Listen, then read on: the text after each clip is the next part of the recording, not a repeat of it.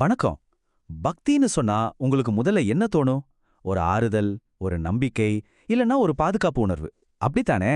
ஆனா இன்னைக்கு நாம பார்க்க போற ஒரு விஷயம் பக்திய பத்தி நாம நினைச்சு வச்சிருக்கிற எல்லாத்தையும் மாத்தப் போகுது. வாங்க, அது என்னன்னு கொஞ்சம் ஆழமா பார்க்கலாம். இதோ பாருங்க. பக்தி என்பது கத்தி. என்னது? பக்திய போய் கத்தியோட ஒப்பிடுறாங்களான்னு ஒரு நிமிஷம் நமக்கு தோணும் இல்லையா? ஆறுதல் தர வேண்டிய பக்தி எப்படி ஒரு கூர்மையான ஆபத்தான கத்தியா இருக்க முடியும்? இந்த ஒரு வரியில தான் நாம இன்னைக்கு பேச போற விஷயத்தோட மொத்த சாராம்சமும் அடங்கியிருக்கு. சரி, முதல் பகுதியில பக்தி ஏன் ஒரு கத்திக்கு சமம்னு சொல்லப்படுதுங்கிற அந்த ஆச்சரியமான ஒப்பீட்டோட உண்மையான அர்த்தம் என்னன்னு பார்க்கலாம் வாங்க.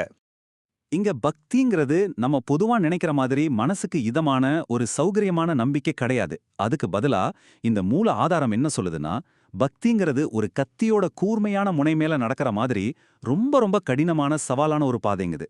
சும்மா நம்புறதில்ல, இது ஒரு பயணம், ஒரு கடினமான பயணம். இந்த பாதை எவ்வளோ கஷ்டமானதுன்னு புரிய வைக்க குருநாதர் ஒரு உதாரணம் சொல்றாரு. காகபுசண்டர் மாதிரி ஒரு பெரிய ஞானிக்கே இந்த கத்திமுனை மேல நடக்கிறது ரொம்ப கஷ்டமா. அப்போ யோசிச்சு பாருங்க, அவருக்கே இப்படின்னா நம்மள மாதிரி சாதாரண மனுஷங்களுக்கு இது எவ்வளோ பெரிய சவாலா இருக்கும். இது ஏதோ விளையாட்டு இல்லைன்னு இதுலேருந்தே நமக்கு புரியுது. ஓகே, இந்த பயணம் ஏன் இவ்வளோ சவாலா இருக்கு? ஏன் ஒரு சிலர் மட்டும்தான் இதை கடைசி வரைக்கும் போறாங்க? வாங்க, இந்த பயணத்துல உண்மையா என்ன நடக்குதுன்னு பார்ப்போம். இப்ப பாருங்க, மக்கள் எங்கெங்கெல்லாம் இந்த பயணத்திலிருந்து விலகி போறாங்கன்னு தெளிவா கொடுத்திருக்கு. சிலர் பயணத்தை ஆரம்பிக்கிறாங்க, ஆனா ஒரு கால்வாசி தூரம் போன உடனே போதுங்கடா சாமின்னு திரும்பிடுறாங்க. சிலர் இன்னும் கொஞ்சம் தூரம் போய் பாதி வழியிலே ரிட்டர்ன். ஆனா ரொம்ப கஷ்டமான விஷயம் என்ன தெரியுமா? இன்னும் சிலர் முக்கால்வாசி தூரம், அதாவது கிட்டத்தட்ட இலக்கியே நெருங்கிட்டு அப்ப போய் திரும்பிடுறாங்க. எதுக்கு இப்படி பாதியிலேயே திரும்பி வராங்கன்னு சுவடி ஓதும் மைந்தன் அதுக்கு ஒரு எளிமையான விளக்கம் சொல்றாரு. போக போக அந்த பயணத்தோட கஷ்டம் தாங்கவே முடியாத அளவுக்கு அதிகமாகிடுதான். ஜெயிக்க போறோம்னு தெரிஞ்சும் அந்த வலிய பொறுத்துக்க முடியாம நிறைய பேர் பாதியிலேயே விட்டுட்டு வந்துடுறாங்க.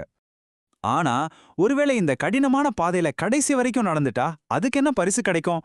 குருநாதர் சொல்றாரு, நடந்துவிட்டால் அப்பனே வாழ்க்கை முடிந்தது. அட, என்ன இது? வாழ்க்கை முடிஞ்சிருமா? இதோட அர்த்தம் என்ன? அப்போ வாழ்க்கை முடிந்ததுன்னா செத்து போறதுன்னு அர்த்தம் இல்ல, துன்பம் முடிஞ்சதுன்னு அர்த்தம். அதாவது அந்த கத்தியோட முனையை நீங்க தாண்டிட்டீங்கன்னா அதுக்கப்புறம் உங்க வாழ்க்கையில கஷ்டம், போராட்டம்னு எதுக்குமே இடமில்ல. முழுமையான ஒரு விடுதலை. அதுதான் இந்த பயணத்தோட அல்டிமேட் பரிசு. இப்பதான் கதையில ஒரு முக்கியமான திருப்புமுனை வருது. இவ்ளோ கஷ்டமான, நடக்கவே முடியாத மாதிரி இருக்கிற இந்த பயணத்துல நமக்கு ஒரு உதவி கிடைக்குது. அதுதான் குருவோட உதவி. உடனே நமக்கு ஒரு கேள்வி எழும் இல்லையா?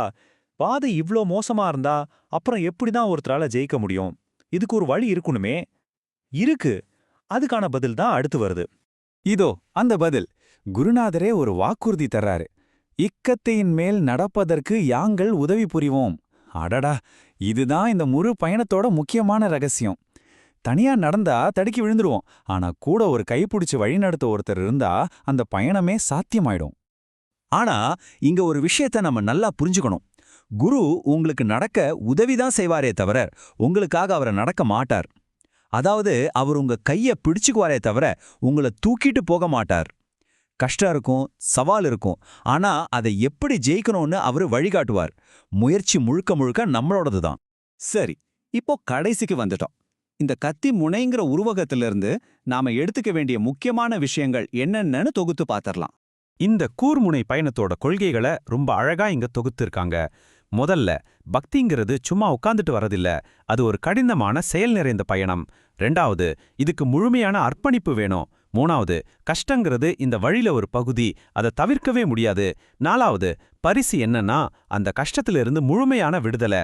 கடைசியா, வழிகாட்ட ஆள் இருப்பாங்க, ஆனா நடக்க வேண்டியது நாம தான். இந்த ஒப்பீடு பாருங்க, எவ்வளோ தெளிவா இருக்கு. நாம பொதுவா நினைக்கிற பக்தி ஒரு ஆறுதல் தர்ற விஷயம். ஆனா நாம இங்க பார்க்கிற பக்தி ஒரு சவாலை தருது. அது ஒரு செயலற்ற நம்பிக்கை, இது ஒரு தீவிரமான அர்ப்பணிப்பு. ஒன்னு கீழே விழுந்தா தாங்கி பிடிக்கிற பாதுகாப்பு வலை மாதிரி, இன்னொன்னு எந்த பிடிமானமும் இல்லாம நடக்கிற ஒரு கயிறு மாதிரி. வித்தியாசம் புரியுது இல்லையா? ஆக கடைசியா இந்த மூல ஆதாரம் நம்ம முன்னாடி வைக்கிற ஒரு கேள்வி இதுதான். அந்த சௌகரியமான பாதையை விட்டுட்டு சவால்கள் நிறைஞ்ச இந்த கத்தி முனை மேல நடக்க இந்த வித்தியாசமான கடினமான பக்தி பயணத்துக்கு நீங்க தயாரா? இதுக்கான பதில் நம்ம ஒவ்வொருத்தருக்குள்ளேயும் தான் இருக்கு.